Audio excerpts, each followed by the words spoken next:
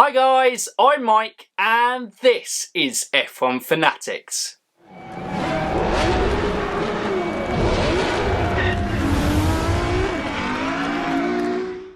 Welcome back to another episode of the F1 Worldwide podcast, and we are back with another F1 YouTuber, podcaster as such, and someone who has a technical background today, which makes him a very interesting guest. So we have Will from the FP1 Podcast. So Will, welcome to the channel. Hi Mike, thanks for having me on. Looking forward to it. No problem at all, mate. It's really nice. If you haven't kind of come across Will's channel, I was actually on it a couple of weeks back now with this, so please go in. I'll leave a link in the description down below to that episode that I did with Will, and obviously drop him a subscribe and check out his channel as well. He just recently as well launched his own fan podcast with his first guest, Ollie from TGS F1, who's obviously been on the channel before as well, so make sure you go and check out. That was a really great chat about for them looking at Renault 2021 and beyond, because the future we all know is a little bit in doubt on that. But that's not what we're going to be talking about today with Will. Today, I did mention it there, is Will has a technical background. So obviously, Will, you're studying aerodynamics in some form at university. Do you want to expand on that a little bit more for us in this, just to kind of let people know what exactly your background is on this? Yeah, sure. So I study what we call aeronautics and astronautics, which basically is aircraft, spacecraft, and also cars, or basically anything that will move through air and how that body reacts with the air and interacts with it. So I'm now just finishing my second year of that, got another 2 years of that to go. Before that, though, I was very, very lucky to get a week's work experience at the Mercedes Formula One team.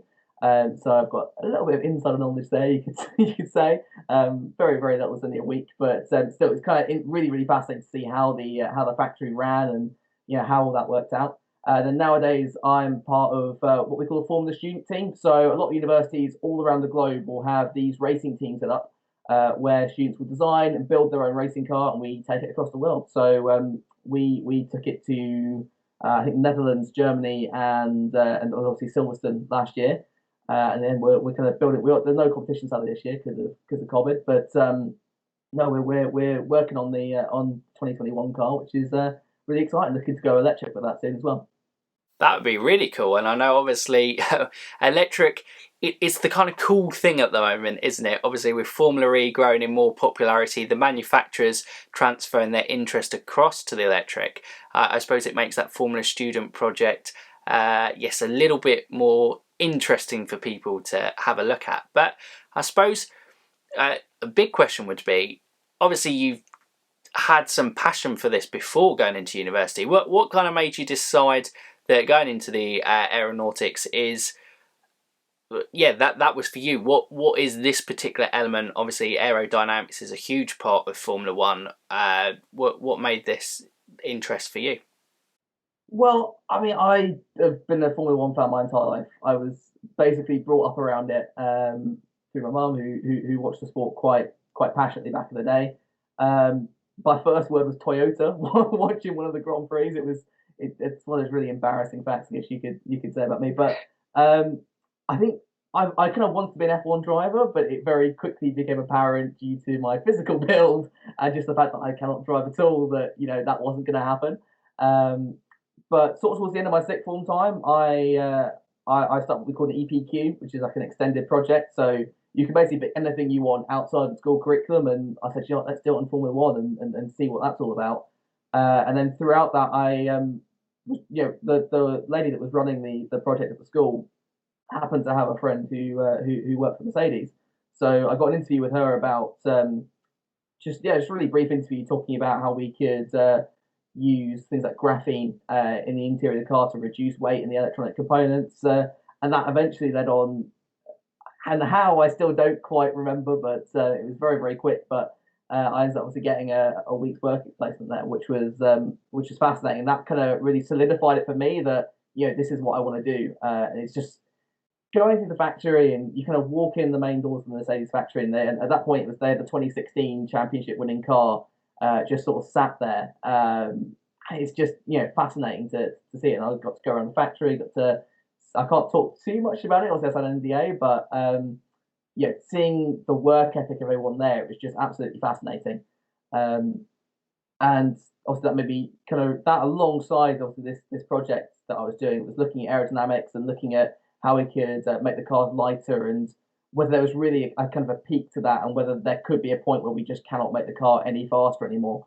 Um, and from there on, I kind of looked at well, how can I look at this in university and beyond, and that's kind of what led me to the degree I'm doing now. I think going to Mercedes, surely that would be enough to kind of, I think, cement it for a lot of people. But yeah, like a once in a lifetime opportunity, and having that, exposure in a week's worth of work experience. I know obviously you can't go into too much detail of it, but just the little bits and the passion you talk about it with it is, yeah, it is something that's kind of stuck with you, and that's hilarious. Having Toyota as your first words, as yeah, you can't take that out now. This is released, but yeah, that's incredible. So I guess before we go on to talking about your project, I guess the long-term path for you is the view of maybe involving in Formula One in some aspect.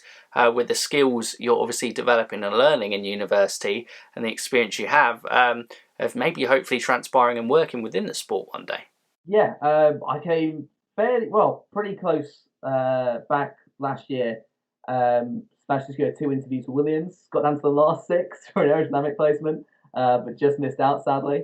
But yeah, I'm going to be applying again this year. Fingers crossed, we can get somewhere. Also, this COVID situation throws a lot of things kind of out of the pram, but yeah, still obviously going through that, and we'll be applying again to the F1 teams next year. Wow, that would be absolutely awesome, and obviously goes without saying, Will, wish you the best of luck with that, and yeah, that COVID-19's kind of put a lot of things on hold, but hopefully it doesn't put too many things on hold for you as well. But often on this channel we kind of get try to go a wide burst of things on it. Obviously, there's the history element, there's social side of things, there's so much in F1 that you can lose yourself in. And a few weeks back we did an F1 Worldwide with John T talking about some of the best technical innovations to come in the F1 world. So I thought once we were talking and found out about his technical knowledge and his interest and passion in this aerodynamics field within Formula One, it would be interesting to kind of delve into it a little bit deeper. So what we're going to do now is we're going to talk about one of the innovations that was very clever in the form of the F-duct,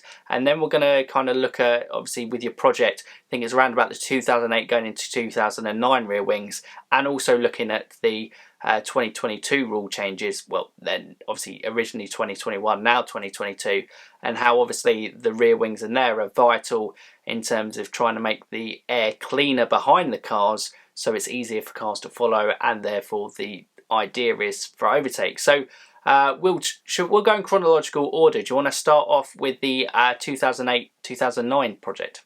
Yeah, so the project which I'm just pretty much finalising now, that I'll be working on my dissertation next year at university, is going to be taking a wind tunnel model of a Formula One car and then work on the rear end of it. So it's about 40% scale model. The university that I'm at is really privileged to have a wind tunnel where you can fit the entire car in. It's got a rolling road as well. But I'll be taking the rear wing of that and basically trying to modify it and optimize it for performance.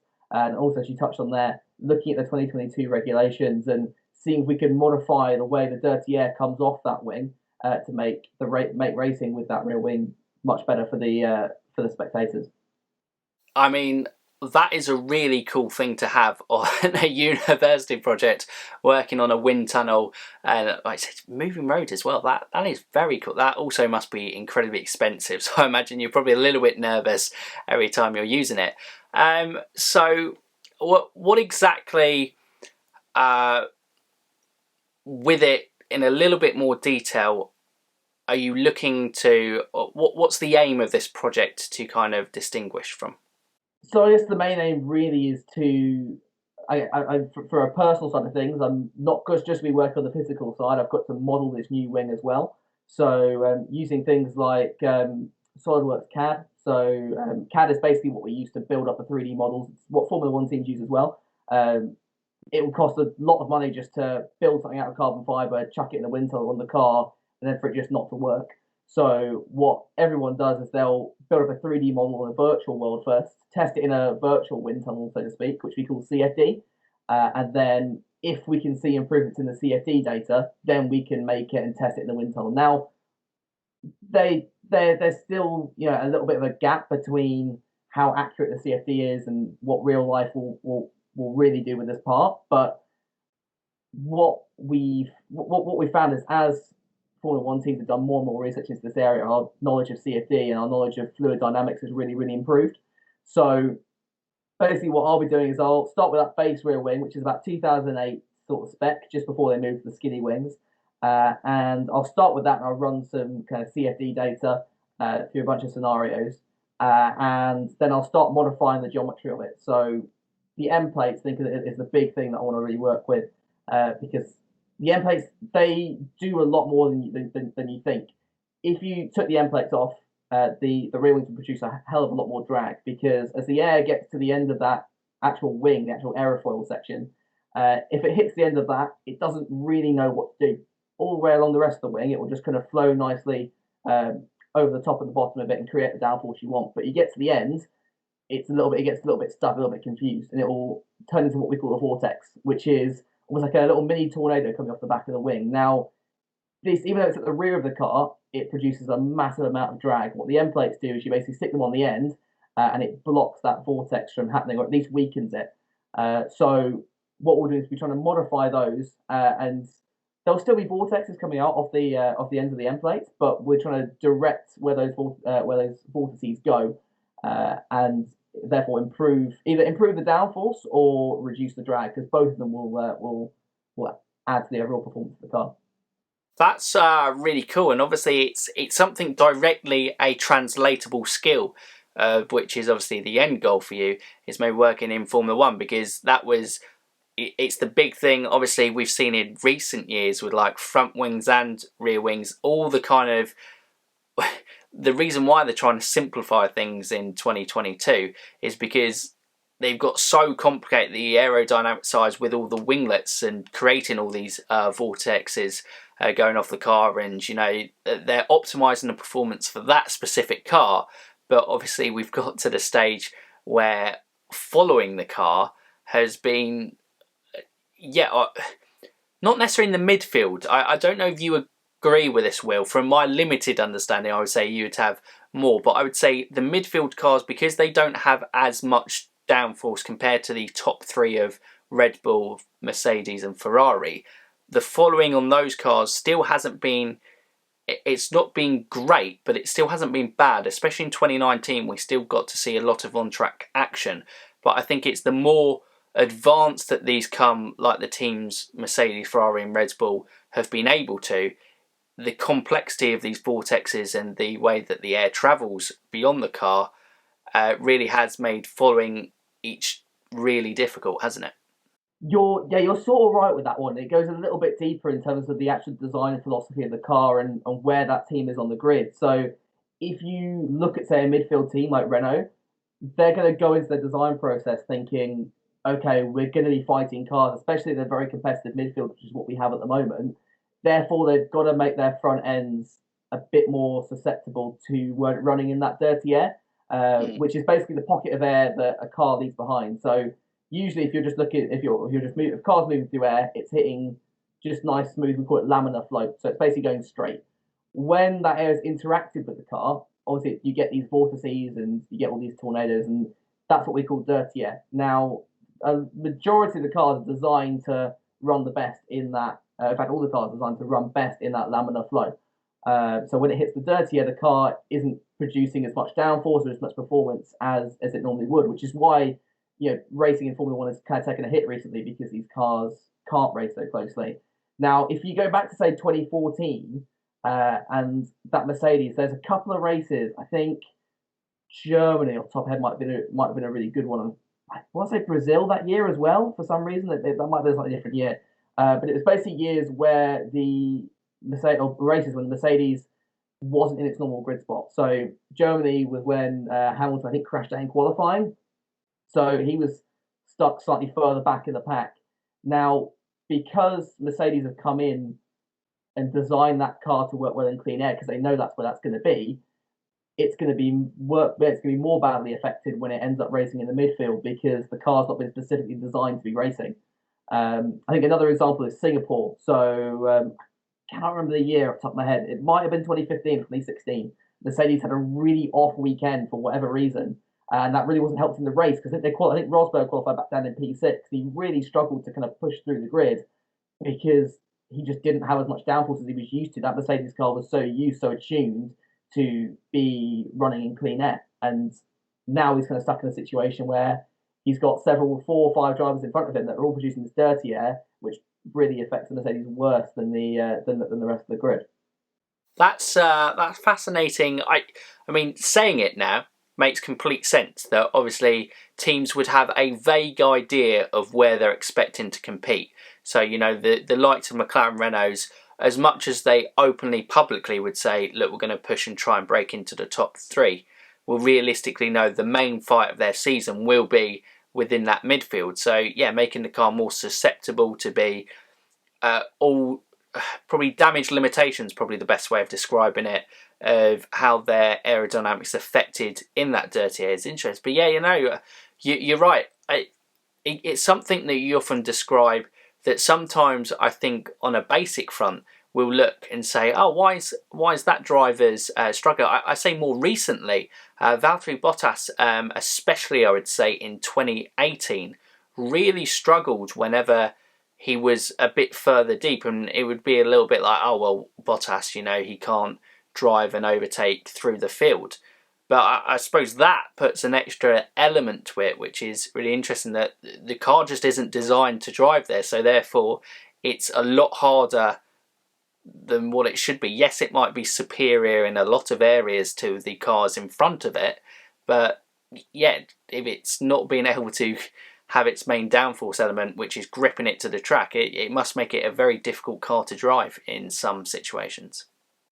Yeah, exactly. 2018 is a really good example, and it's also kind of exacerbated by the fact that 2017, 2018 we saw that big rule switch, which brought back these really big, wide rear wings, and the entire car got wider, and therefore you're producing more dirty air, and the cars behind are losing even more downforce. So that's why the racing took such a hit, because of these larger aerodynamic components. So as beautiful as the 2017 cars were, and I can look at 2017 car, I think that is a work of art.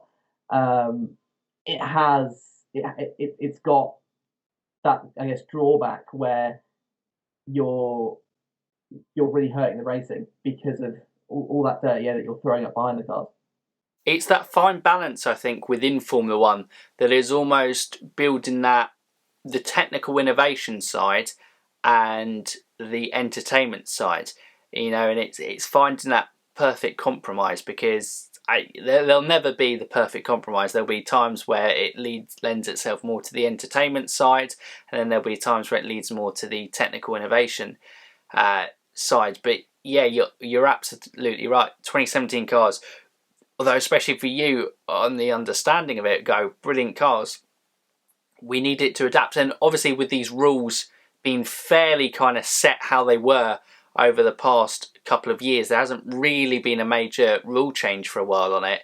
It meant that obviously teams get closer because essentially it's the law of diminishing returns on that front, that people start making kind of the bigger gaps, and the people at the front can't make too many different gains, so therefore the field naturally bunches up and gets a little bit close together. So we don't know because we haven't seen any racing, but in theory 2020 and 2021 should be pretty good for racing on that front, because the field should have leveled out a little bit more with the kind of steadiness in the rules at this time. Yeah, it's kind of what the 2019 regulations confused me a little bit. Obviously we got those simplified front wings, which are going to produce less of that dirty air because you haven't got all of those winglets and those aerodynamic flicks that you used to have towards the end plate, towards the end of that rear wing. But at the same time, I guess to kind of bring back that downforce, they increase the size of the rear wing, and that, again, it is going to produce a little bit more dirty air. So I kind of feel like you could always see the lack of improvement in the racing in 2019. You could see it before it happened, because you could see that, yeah, okay, you're getting rid of a lot of these little technical flicks on the car, but you're also making a massive change to the size of the rear wing, and you're just all that dirty air that you're taking away, you're just bringing back towards the rear of the car. I think that's probably been the main criticism of Formula One's around the technical regulations, especially in the last decade. There's been a lot of kind of essentially attempts at quick fixes to try and stop a problem. So their problem essentially was Mercedes winning everything. We need to try and stop this and mean it's closer. And, luckily they've come in with, look, we don't know how the 2022 rules and regulations are going to work out in the end, but at least what you can say about it is there's been some serious thought behind the whole project, that it's at least, they've made this hasn't been a rush decision to try and improve racing, and it's a very good base to work from, I think, from what I've seen of it and my understanding of it, which obviously I think we'll come on and round off at the end. But we'll just round off this little section of it. Yeah, that quick fix in 2019, and it was a lot of, obviously it was meant to improve racing for 2019, but it clearly was this quick fix, and a lot of the drivers obviously said that were quoted saying it was worse following cars, which you outlined the issues of what they actually did. By simplifying one bit, they overcomplicated another bit, and it's not a simple solution to fix, is it? No, and I think F1 have played a very safe game in kind of keeping us up to date with the 2021 and now 2022 regulations, and they've been showing us those videos of the wind tunnel. They've been showing us how their kind of base spec 2022 car has changed, and we'll touch on it in a little bit when we get to 2022 stuff. But they've also not tried to get rid of a problem, but they've tried to move it elsewhere to a point where it's less of a problem. And when we talk about the new regs, I'll get onto that in a bit more detail. But it's an interesting switch of, I guess, ideas. And for me, I think it's gonna. I don't think we'll see the best racing that we've ever seen in Formula One. I don't think we can ever go back to that. Back in the 90s and 80s, or maybe early 2000s, give or take a few years, but we're definitely going to see an improvement, I think, in 2022, and I think that's what the sport needs. Yeah, it definitely does. I think you're right. I don't think we can go back to it, just because of the understanding and the money invested in so many teams is, so far forward now. And unless you're kind of changing things up and you're limited, you're taking the heart out of F1, which is trying to simplify something that is a very complex sport. It isn't necessarily going to work, but if they can improve it to the extent that competition, and you get more different race winners, you get teams having a chance of competing at the top rather than just the same teams over and over again, that can only be a positive thing. But we'll move on, and we'll talk about over the last decade, probably one of the most impressive technical innovations, which was the F-duct, which was obviously first introduced by McLaren. So, Will, do you want to talk in a little bit more in detail about the F-duct, how it worked, and why it was such like a clever innovation from McLaren? Yeah, so the F-duct, before you can talk about that, you've got to look at the rear wing itself and what the rear wing does. Now, the rear wing is incredibly useful in the corners because you're producing that rear downforce and that rear grip. But as well as producing a lot of downforce, it also produces a massive amount of drag, and that's what's going to really take away on the straights. You can have a really fast car around the corners, but when you get to the actual straight lines, your car's going to suffer. It's why when you go to straight tracks like Italy, you see them running really, really skinny rear wings, because they've got to have them on the car. They've got to have a little bit of rear downforce for those fast corners that you see there. But at the same time, you don't want to create too much drag, otherwise you'll lose so much speed on the straights over there. Now, there is a way to get rid of that downforce and that drag, and that's if you stall the wing. Now, stall the wing, usually it's a bad thing, and I'll take you back to 2018, where The Williams car, I think the best example it might have been Spain. On their practice session, they kept spinning into the gravel, and that's because due to a design flaw in their aerodynamic philosophy, that car kept stalling the rear wing. So the wing it would basically go from producing loads of downforce to no downforce. It's very difficult to predict when it was going to do that. So all of a sudden there'd be no rear grip and the car would spin into the gravel. Now, what McLaren did, they were very, very clever, and they found a way of stalling the rear wing when they wanted to. So when they could go around corners, they could have all the rear downforce they wanted. As soon as they got on the straights, they could get rid of that drag aspect completely and be an absolute rocket. And this was picked up very, very quickly at the start of 2010, and it was a massive rush in the development race for all the teams to kind of roll this out. And we'll get into it in a minute. That was also the issue, and teams fitting it into their current cars, which caused it to be banned. But we'll get onto that later on.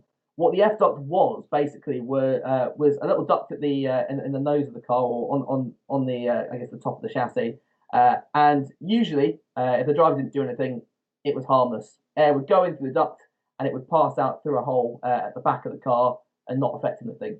But if the driver was on the straight, the original implementation was the McLaren drivers would use their leg or their knee to cover up a hole in the cockpit. Now, what this does, and it gets quite technical here, but I'll try to explain it the best I can, is it instigates what we call a fluid switch. So due to the differing pressures around these pipes, you're forcing the air, instead of going out the normal pipe that it normally would, you're now forcing it into a new pipe, into a new direction. And this would come out just before the rear wing. And due to the way this air was hitting this rear wing and the angle it was directed towards, it was actually stalling that rear wing, so removing all of the downforce it was producing, and thus all of the drag as well. So as soon as the driver did that, put his knee over that gap in the cockpit, all of a sudden it's like you've taken the rear wing off. And this was allowed because although there's no movable aerodynamic, there's a note that you can't have any movable aerodynamic parts in the car. The driver doesn't count as a movable part. So the driver was moving. There was no actual moving parts in the system at all. It was the driver that was moving and covering this gap himself, which is why it was legalized.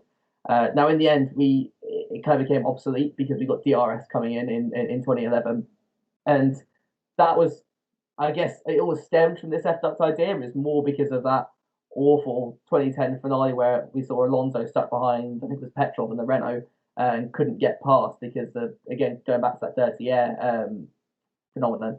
But that F duct, it kind of made people think, well, hang on a second, how could we take away this rear wing on the straights and improve the racing? Yeah, it was like for me, on being a technical novice, I would say is probably the best way to describe it. It was something that you looked and go, hang on, how's this worked in terms of, and I think you've explained it really well there in terms of quite a simple format to understand. And it was just so clever that it was just, and it's the amazing thing I love about Formula One teams, and I spoke about it when I did, obviously the F duct was one of the ones we spoke about with Jonty. It was just, they look at a set of rules and they find any sort of loophole, and using the person themselves as not a movable aerodynamic feature is just such a clever thing, because you wouldn't think to put that within the rules. And yes, like you said, it kind of came obsolete with DRS coming in how it was. And Ferrari, ironically, you know, if they'd find a way of introducing it like McLaren did, you never know, that might have been the difference between Alonso getting past Vitaly Petrov in that season finale in 2010 and not making a difference. But because they, what should we say, botched it by making the driver, yeah, they certainly are. In terms of, they're never the leading forefront of technical innovation, I would say, for Ferrari. They're very good within the rules of building a fast car, but when it's finding something clever, they don't tend to necessarily do it in the best way, shall we say, or at least we never hear the day of light unless the fuel things that we're not entirely sure legit or dodgy which way that is. But yes, the removing of the hand off the steering wheel to do it certainly was, it was a shame to see it, but like I said, it probably would have seen the wayside anyway, with DRS becoming a mainstay on F1 cars. Yeah, and going back to Ferrari, you're kind of right. There's not been too many massive technical innovations coming out of them. I think the only one really in recent years is their side pod designs. They've kind of gone to quite a skinny side pod intake. I think from 2017 onwards, and we've seen a few teams pick that up. So I think Red Bull have, but you're right. Nothing is, I guess, innovative as say the double diffuser or the F duct or DAS that we've got in the Mercedes at the moment. And yeah, you're right. The reason it was banned really was because a lot of teams couldn't fit it into their car in normal means. They found a workaround which instead of using a driver's leg, it was using the driver's hand. And at that point, he's only driving with one hand, and if he's changing gears and messing around with the buttons and the settings on the wheel, how is he actually driving the car? And I guess the safety aspect kind of took precedent there, and they had to ban it after 2010. I forgot what the rest of your question was, actually. I've gone on a ramble. I know. I think we were just talking about it would have been. It was just talking about it becoming pretty much obsolete with DRS coming in anyway. So I suppose a build on with that would be the reason, because you could argue, although obviously the main pictures was Alonso taking his hand off, I think it was in Spain, Circuit de Catalunya, were the ones that it came out. I'm not entirely sure, could be wrong on that. But you could argue that obviously back in, even as late as some of the 90s, that drivers had only one hand on the steering wheel when they were changing gear with manual gearboxes. So you could argue that this on the straight wasn't the essentially worst thing that they could be doing. But it feels like with the introduction of DRS, they were like, well, it seems a good point to just put it behind us, and we're bringing in this system anyway. Yeah, I think two things with that last point is, back in the 90s, the drivers didn't have as much control in the cockpits in terms of changing brake biases or changing engine modes. It was very much just a standard wheel. They sometimes weren't even designed. The ones now are designed especially for the driver, that they'll have the buttons wherever the driver wants. Even the shape has been designed to work the best in an aerodynamic sense and not disrupt any flow coming around the car. The other thing is, I think back in 2010, and you're right, it is Catalonia, and what people were pointing out was that drivers were doing this not just on the straights, but they were now branching out into some of the fast corners. So the last turn at Catalonia, I think was the video that you were trying to reference before, and he was going around. It's about a medium speed corner, but Alonso was taking his hand off the wheel, turning with one hand, adjusting the brake bias with the same hand, and shifting up the gears. And then his other hand was sat covering this hole in the cockpit. And in a practice situation, there aren't that many cars around. Fair enough. But when you're racing with 24 cars on the grid, if you can avoid an accident, it's best to avoid an accident. We've seen that in recent years. We've seen some pretty nasty accidents that you don't want to add to the risk of those. So I think for me, it was a sensible option just to get rid of it, especially since DRS is just a button that you press. And argue it probably worked a bit better as well. I think the way it's been implemented since has worked quite well in the car. It makes it a bit more fair on everybody. Yeah, no, you're absolutely right on that front in terms of safety has to be paramount in terms of these things. These guys, we forget, and obviously we had, a horrible reminder last year that as safe as we try to make these cars, the fact of the matter is you're driving highly advanced vehicles at incredible speeds. Nothing's going to be completely safe, but if we can make it safer, then we need to do that. And yeah, obviously it's these guys are highly skilled, and with the amount of buttons, like you say, that they've got on the steering wheel now, there is a lot that those drivers have to do, and adding another process on top of that, and say their reactions, that their car lost control for some reason, it's that reaction time of bringing the hand back onto the steering wheel. Could be, the difference between a less serious accident or something that is quite serious, probably. But we'll probably move on to now looking at the 2022, and obviously the look at the rear wing then, because it's quite interesting actually. From what I'm gathering, is the focus is actually going to be less on the aerodynamics on top of the car, which obviously the front wings and the rear wings are the main key components of that, and shift more to the focus, which was obviously banned in 1982, which is the ground effect more. It doesn't mean that the front wings and rear wings are going to be obsolete with all the knowledge that they've gained in those, it would be 40 years when it kind of comes introduced. But yeah, it's a shift in philosophy is going to be very interesting, isn't it, Will? Yeah, so I'm really excited about ground effect. If you can't tell, again, you go back to the 70s and the 80s, and you had the skirts on the cars, and they were really quick. Not necessarily in a straight line, but round corners they were mega. They probably rivaled the cornering speeds that we have nowadays. Now, they're based off a premise called the Venturi effect. It's the same thing you see in wind tunnels as well. And what you're doing is you're taking air that's in quite an open space and you're cramming it very, very quickly into quite a condensed, quite a packed area. So if you look back at the 2021 or 2022 now car models, you'll see there are these tunnels just below the side pod intakes, and that's where that air is going to be kind of feeding in, and very, very, I guess, very quickly, the cross-section area of that tunnel decreases, and as the air moves through that, it speeds up, and as a result, you can create more downforce through the bottom of the car. Now, the big benefit of that is downforce generated by these Venturi tunnels, what we call them, doesn't produce any dirty air at all. So immediately you're removing, I think there's no side pod or very little side pod areas, or barge pod areas, sorry, on the 2022 cars. And that's because they're not really needed anymore, you know? There might be a few little pieces here and there to try and direct the air into those tunnels. There's a little winglet that goes over the top of the wheel. So that would be to try and also reduce some of the dirty air that comes off that and kind of smoothen it out, and maybe also direct it down into that barge board or that side pod area. So yeah, you're removing a large portion of the dirty that's produced, and this we know it works. And you go back to the racing in the 70s and the early 80s, and it was really good. You know, we had some fantastic seasons back then.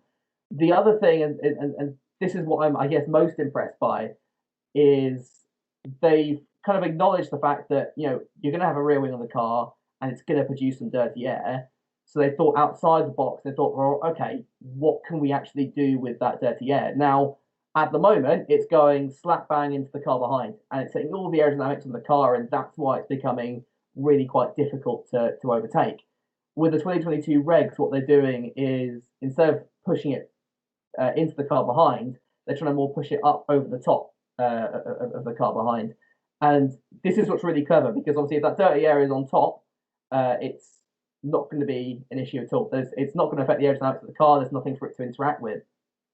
Meanwhile, you've got the car behind in a nice clean pocket of air. It's going to make slipstreams, I think, incredibly powerful in 2022, because you've not got that dirty air to contend with. Not only is the car punching a hole in the air, that air is now also very, very clean. It's going to mean the aerodynamics of the car work a hell of a lot more effectively. So it's very, very clever, and it's kind of good to see F1 acknowledging the issue that they've got, realizing that there's no real feasible way to fix it, and that's not down to necessarily the technology available to them. It's more the fact that it's just the laws of physics and the laws of fluid dynamics mean that you can't mitigate this, you can't remove it completely. But they've instead thought outside the box and moved their air out of the way, and I guess got rid of the problem a different way.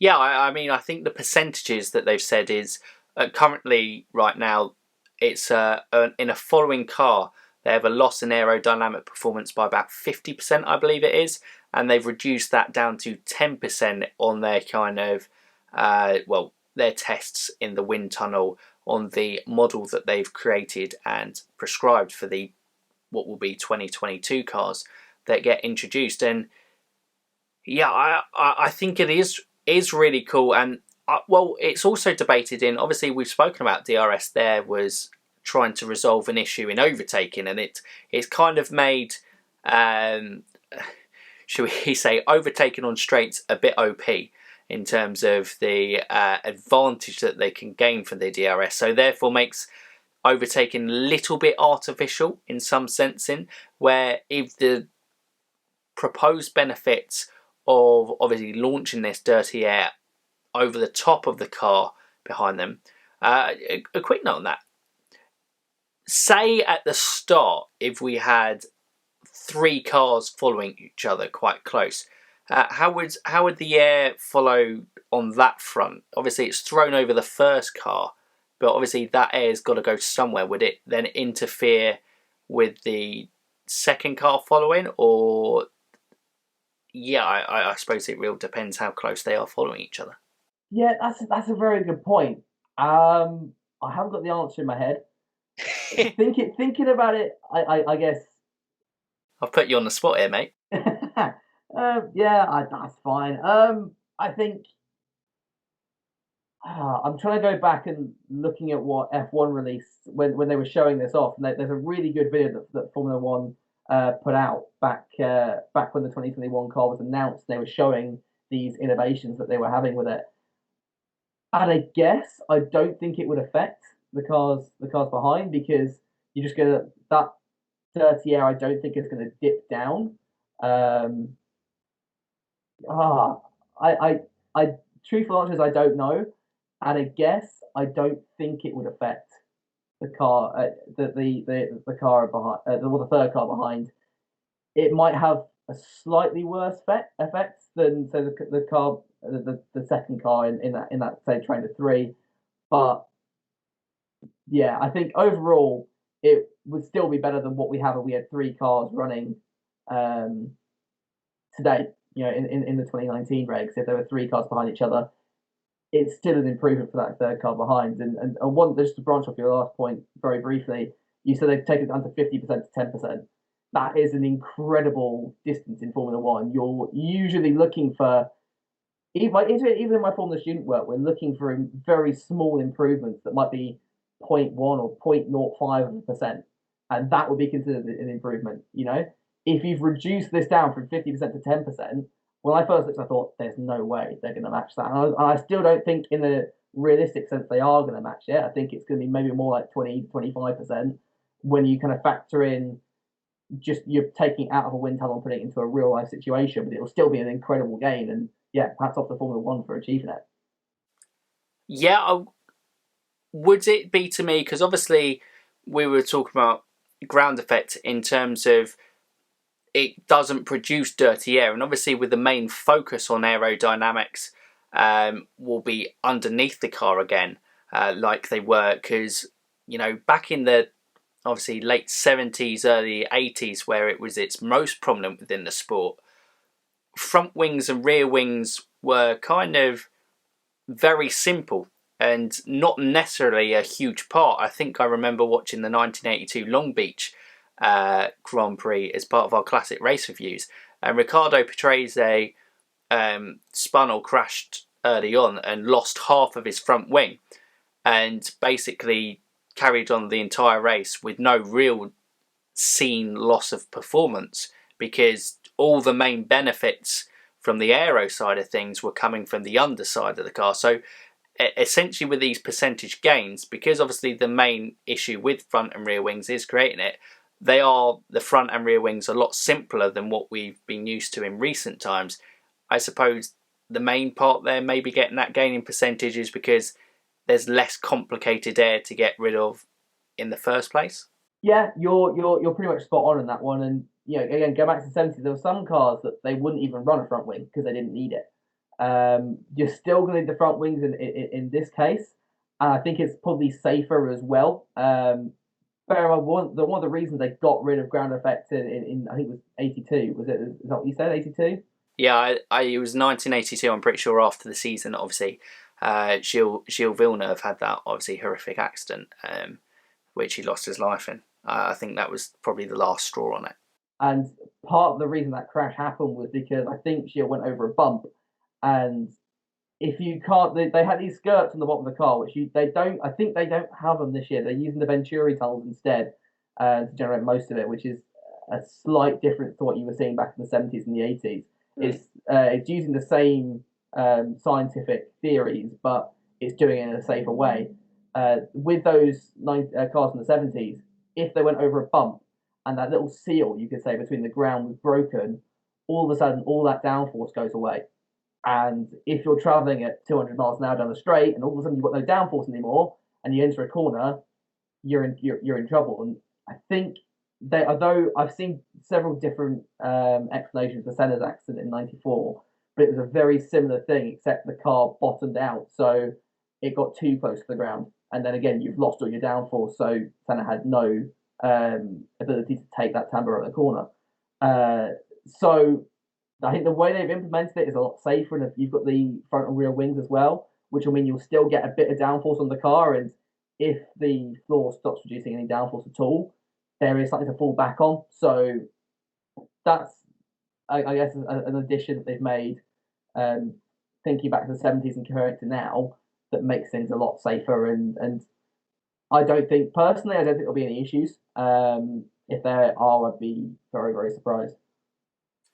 Yeah, I mean, you think you just look at how much F1 has come on in that time as well. Like I said, it's going to be 40 years since we've last seen it used as a major form of the Aero package of a Formula One car. So the understanding and, well, just the safety improvements made in that sport in that time as well. And interesting to say, yeah, obviously it won't be the kind of the flaps that were basically gluing the car to the ground on that front, well, sucking it in essentially. It is these kind of Venturi tunnels, which, yeah, obviously teams will have plenty of room to manoeuvre on and find their best design. And, well, I suppose actually it might make the teams closer on this aspect, because it is easier to hide anything that you're doing underneath the car, because you don't really get to see the underside of a Formula One car too often. That's very true. I don't think there'll be anything that will necessarily break the regulations. I think it'll be more the fact that teams won't be able to see it. There was an incident, I think, with Webber.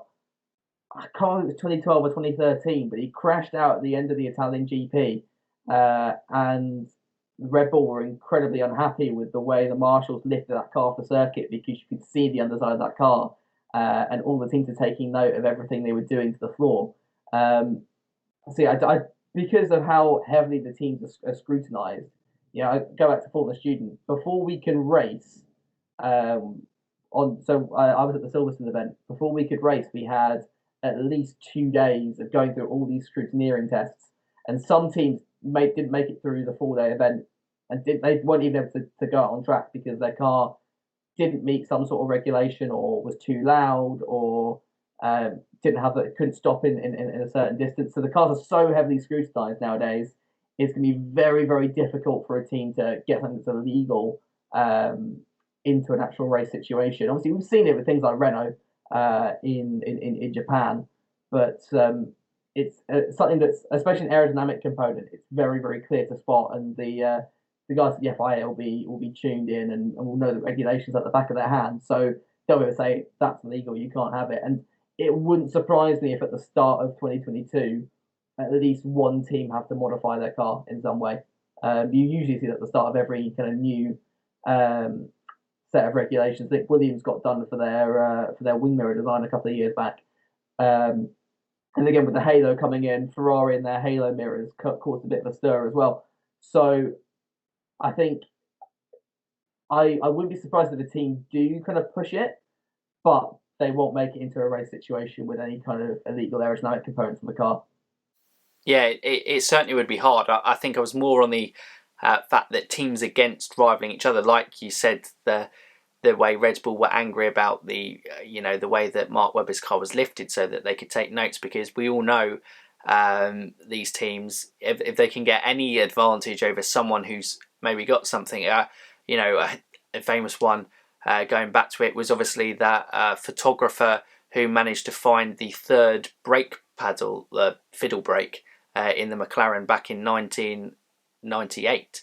on that front. And it's that one, isn't it? It's keeping those little secrets that gain them a performance and advantage on track, and keeping it secret to the other teams. But it should be slightly easier to do it, because unless their driver is crashing a hell of a lot, you don't get very much of an opportunity to have a good look underneath the car. But I think this has been a really good technical chat, Will. I've really enjoyed this in terms of learn myself a few things and helped clear understanding. Hopefully it's been an enjoyable listen for people. I'm obviously understanding your background a little bit more, and obviously the best of luck hopefully making it into F1 one day with this. And obviously you got a clear passion for studying it, but also trying to understand, looking at the last decade, some of the aerodynamics and how it's kind of developed, and looking ahead to obviously what we hope in 2022, at least on this side of things, will hopefully improve racing. But Will, thank you so much for coming on, mate. Been an absolute pleasure, mate. Thanks so much for having me. Yeah, been a really, really good chat as well. I can't say I quite enjoyed all the aerodynamics, so yeah, never going to send an opportunity like this. I hadn't got that at all, mate. No, it's almost like you're studying it or something. Yeah. But no, it has been an absolute brilliant chat. And as I said at the start, guys, please go and check out Will's FP1 podcast. It's brilliant. He's had guys like the F1 Debate Show and us have been on it recently. And like I said, his start of his the Fan Podcast, TGS F1, Ollie from there has come out talking about Renault. So make sure you kind of go and check out that. Leave a link to his channel and to that video in the description down below, as I think it will be out by the time that this one is out. But yeah, please go and check out Will. As you can tell, very knowledgeable F1 fan, but also great to have opinions on the sport as well, as all of us do in this F1 community. It's always nice to kind of check out what someone else is saying, because they might say something different to what somebody else is saying, and it's always interesting to hear. But I've rambled on long enough, and if you're new around here, you can subscribe to this one as well. Click that bell notification and you can keep up to date with all our latest F1 content and feeder series content as well. Remembering that F1 Worldwide podcasts are out every Saturday at 6 PM UK time. But for now, you F1 fans, keep racing.